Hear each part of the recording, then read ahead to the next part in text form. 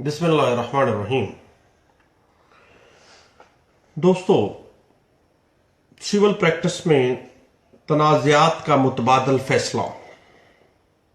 Alternate dispute resolution जिसको कहा जाता है, और एक आम सिविल प्रैक्टिशनर मेरे जैसा जो इतना ज़्यादा मामलात में इन नहीं होता, उसको अल्टरनेट डिस्प्यूट रेजोल्यूशन का इतना ज़्यादा पता नहीं होता कि सिविल प्रैक्टिस में किस तरह से करना है। आज हम थोड़ी सी बात इस पे करते हैं।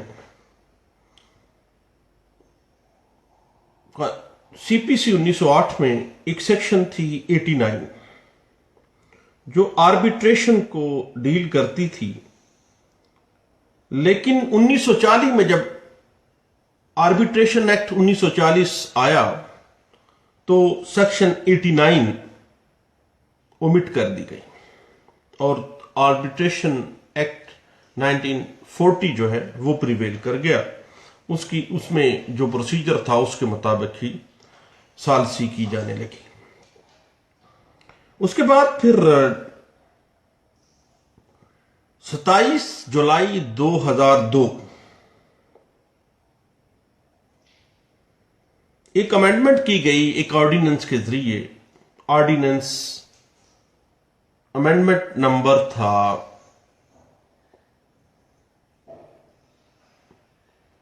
34। उसमें सीपीसी के अंदर एक नई प्रोविजन, एक नया सेक्शन डाल दिया गया जिसको नाम दिया गया 89A का, और उसका टाइटल रखा गया अल्टरनेट डिस्प्यूट रेजोल्यूशन। 89A कहती है कि अदालत जब जरूरी समझे तो मुकदमा के हालातों वाकयात के पेश नजर या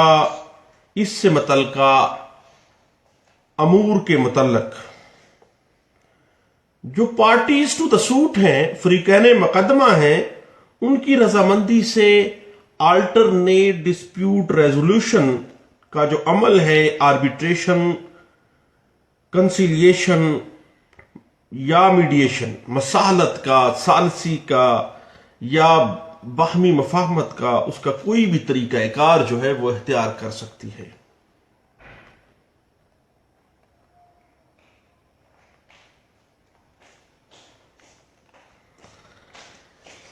और इसकी interpretation PLD 2011 Lahore high court double bench का फैसला रिपोर्ट किया गया पेज 207 में। इसमें कहा गया कि इंसाफ के तकाजों की तकमील के लिए अदालत फरीकैन की रजामंदी के साथ या हत्ता कि इसके बावजूद कि फरीकैन रजामंद ना भी हों तो अदालत अपना इख्तियार इस्तेमाल करती है, और अपना इख्तियारात इस्तेमाल करते हुए अल्टरनेट डिस्प्यूट रेजोल्यूशन के मेथड के जरिए मुकदमात के लिए मुनासिब हुक्म जो है वो सादर फरमा सकती है। सेक्शन 89A बुनियादी तौर पर मुकदमेबाजी को कम करने और पार्टीज टू द सूट को इजाजत देना कि वो अपने तनाज़ात जो हैं गुफ्तो शनीद के जरिए, तकर्री सालस के जरिए, मसाहलत के जरिए खत्म करा दें।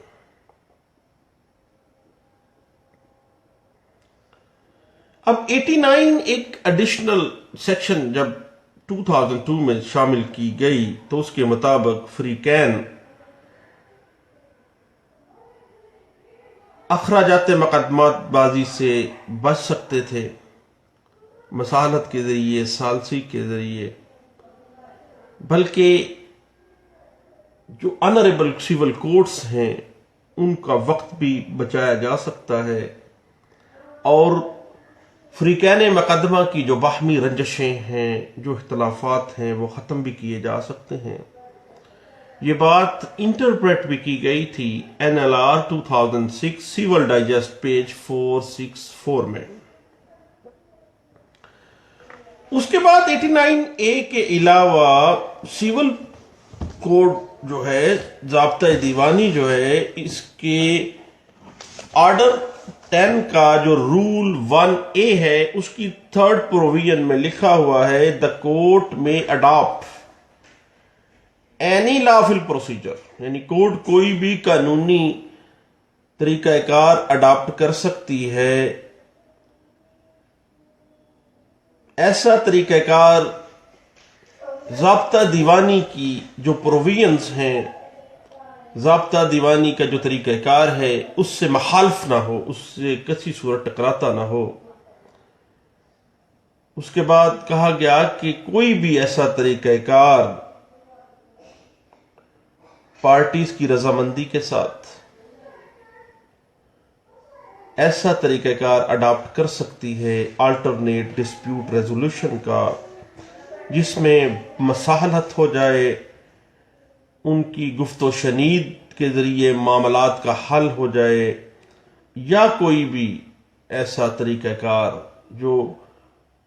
इत्फाक और बाहमी रजामंदी के साथ पार्टीज का जो इख्तलाफात हैं वो ख़त्म हो जाए। क्योंकि सिविल प्रैक्टिस में बहुत ज़्यादा टाइम लगता है और 89A और ऑर्डर 10 रूल 1A जो है, इसका मकसद ये है कि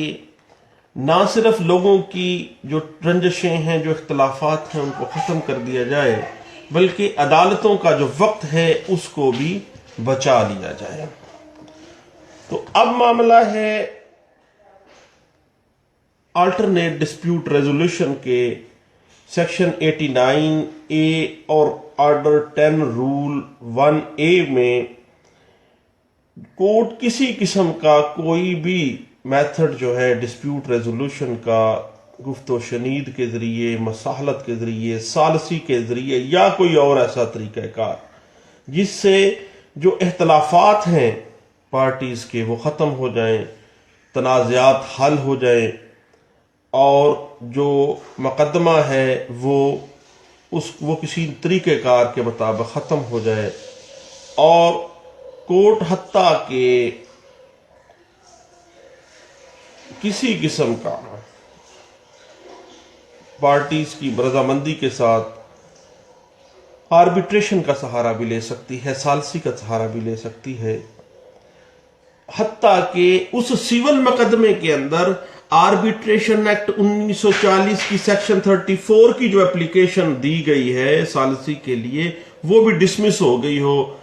अगर वो डिसमिस हो भी गई है सेक्शन 34 आर्बिट्रेशन एक्ट 1940 की एप्लीकेशन, देन भी फिर भी अदालत जो है इंपावर है अंडर सेक्शन 89A CPC और ऑर्डर 10 रूल 1A के तहत कि वो मसालत या सालसी या गुफ्तो शनीद के जरिए मसाइल का हल कर सकती है। ये बात इंटरप्रेट भी की गई 2011 CLC पेज है 758 में। अब बात आ जाती है resolution of disputes in the way of settlement through compromise being a recognised method would relieve parties to expensive and lengthy adjudicating litigation and save valuable time of the court. बुनियादी तौर पर मकसद एक ही है कि मामलात का अगर गुफ्तो शनीद के साथ, मसालत के साथ सिविल जो केस हैं, सूट्स हैं, उनका हल हो जाता है तो ना सिर्फ पार्टीज का खर्चा बचेगा, पार्टीज की जहनी टेंशन खत्म हो जाएगी, मुकदमाबाजी का खात्मा होगा और अदालतों का कीमती वक्त भी बच जाएगा। ये बात इंटरप्रेट की गई थी PLD 2005 लाहौर हाई कोर्ट, पेश है 742 में। उसके बाद 2007 का एक फैसला है, उसमें यह बात वाज़ेह की गई, clauses as to the negotiation for amicable resolution of the disputes find place in almost all the commercial contracts.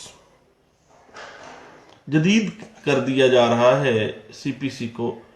89A के जरिए। अदालत फैसला में कहती है कि जिस तरह से एक कमर्शियल कॉन्ट्रैक्ट्स होते हैं उसमें